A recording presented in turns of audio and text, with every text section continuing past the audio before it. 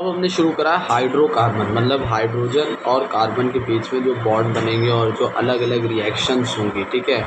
मतलब वही कार्बनिक केमिस्ट्री हम पढ़ रहे हैं ना, जिसमें हम क्या देखेंगे, एल्केन देखेंगे, एल्कीन देखेंगे, एल्काइन देखेंगे, ठीक है। और हमें पता है एल्क मतलब क्या होता है। एल्क मतलब होता है कार्बन और हाइड्रोजन के बीच में बॉन्ड। और ये अगर बॉन्ड जो है वो मान लो कार्बन और कार्बन के बीच में डबल बॉन्ड है तो उसको हम कहेंगे एन। अगर सिंगल बॉन्ड है तो एन, अगर डबल है तो इन, और अगर ट्रिपल है तो आइन, ठीक है। तो इस तरह से ये तीन उसमें भाग में बटे हुए हैं। और याद रखना जो हमारा सिंगल बॉन्ड वाला है जो प्योर है ना, उसे हम सैचुरेटेड बोलेंगे, और जो डबल और ट्रिपल बॉन्ड है उन्हें हम अनसैचुरेटेड बोलते हैं, ठीक है। अब देखो यहाँ पर एल्केन के बारे में सबसे पहले हम बात करेंगे, मतलब जिसमें क्या हो भाई, कार्बन और हाइड्रोजन के बीच में बॉन्ड और सिंगल बॉन्ड हो, ठीक है। तो एल्केन कम क्रियाशील होते हैं और लिटिल एफिनिटी होते हैं। सरल रूप में जो सबसे ज़्यादा सरल रूप में मिलने वाला वो है मेथेन, ठीक है, MCH4। अब यहाँ पर फॉर्मेशन देखेंगे एल्केन, किस तरह हम एल्केन बना सकते हैं। मान लो हमारे पास कोई एल्कीन है या एल्काइन है, जिसमें हमारा क्या हो रहा है, जिसमें CH3 CH2 double bond CH2 plus H2, मतलब CH2 ये हमारा क्या है, एल्कीन है, ठीक है।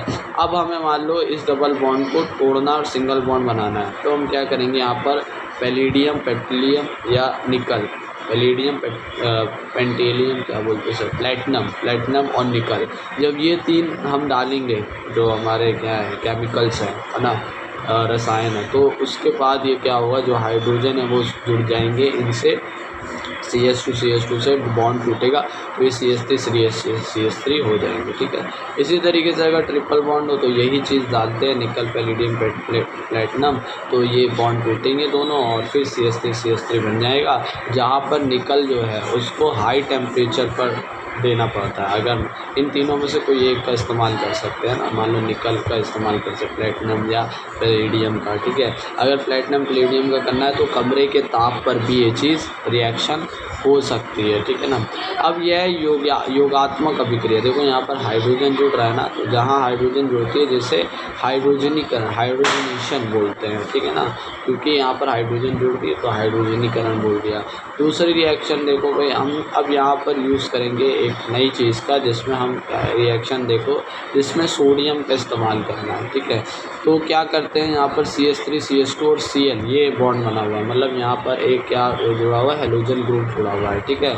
और ये क्या है, हमें क्या बनाना, हमें बनाना है यहाँ पर क्या बनाना है, हमें एल्केन बनाना है, ठीक है। और यहाँ पर हम देख सकते हैं यहाँ पर ये हेलोजन ग्रुप जुड़ा हुआ है, तो केवल हमें एल्केन बनाना है। तो उसके लिए क्या करेंगे, हम यहाँ पर सोडियम लेंगे और ड्राई ईथर, शुष्क ईथर, मतलब सोडियम बेन के साथ। तो ड्राई ईथर, शुष्क ईथर की उपस्थिति में हम क्या करेंगे, ये सोडियम ये जो है ये क्लोरीन के साथ जुड़ जाएगा, ये बना देगा NaCl, और CH3 CH2 और CH2 CH3 आपस में जुड़ जाएंगे और इस तरह से निर्माण किसका होगा, एल्केन का निर्माण होगा।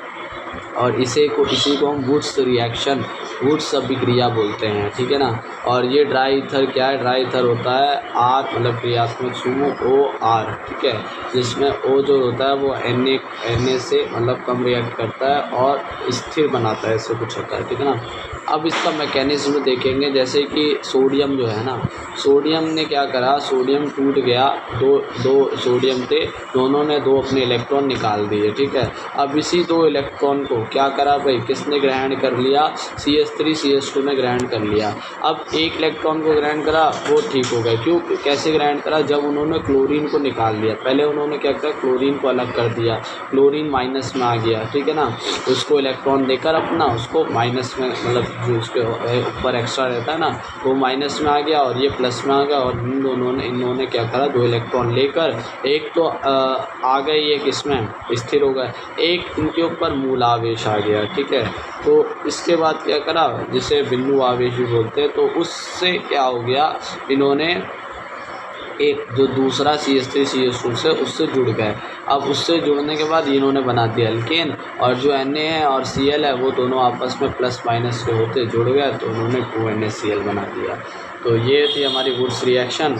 अब एक और चीज़ देखकर हम इस वुड्स रिएक्शन को ख़त्म करते हैं। जैसे CH3Cl और CH3Cl जुड़े हुए हैं 2Na से, ठीक है, प्लस सॉरी ये Cl जुड़ा और प्लस 2Na है। और हमने अब यहाँ पर क्या बनानी है, एल्केन बनानी है। इसके लिए हमने ड्राई ईथर लिया, वही ROR, यही है वुड्स रिएक्शन। ड्राई ईथर लेने पर क्या होगा, हमें CH3 और ये क्लोरीन जो है ये Na से जुड़ जाएगा तो 2NaCl बना देगा और CH3 आपस में जुड़ जाएंगे।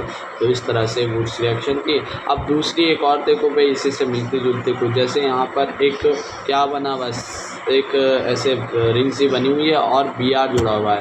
अब Br जो होगा वो Na से जुड़ जाएगा वही ड्राई ईथर की उपस्थिति में, तो ये बना देगा 2NaPr। और फिर यहाँ पर एक क्या बन जाएगी, रिंग बन जाएगी, जिसको हमने क्या बोला है, साइक्लोपेंटेन, क्योंकि 5 कार्बन है तो पेंट और यहाँ पर सिंगल बॉन्ड है तो एन, तो साइक्लोपेंटेन। अब यहाँ पर देखो भाई, ये क्या है, एक बेंजीन है, ठीक है, जो कि क्लोरीन से जुड़ी है, ठीक है। तो यहाँ पर हमें क्या बनानी है, अब ये है वुड्स फिटिंग रिएक्शन, ठीक है, ये बेंजीन नहीं है। अगर बेंजीन होती तो फिर ये एन थोड़ी ना होता, है ना।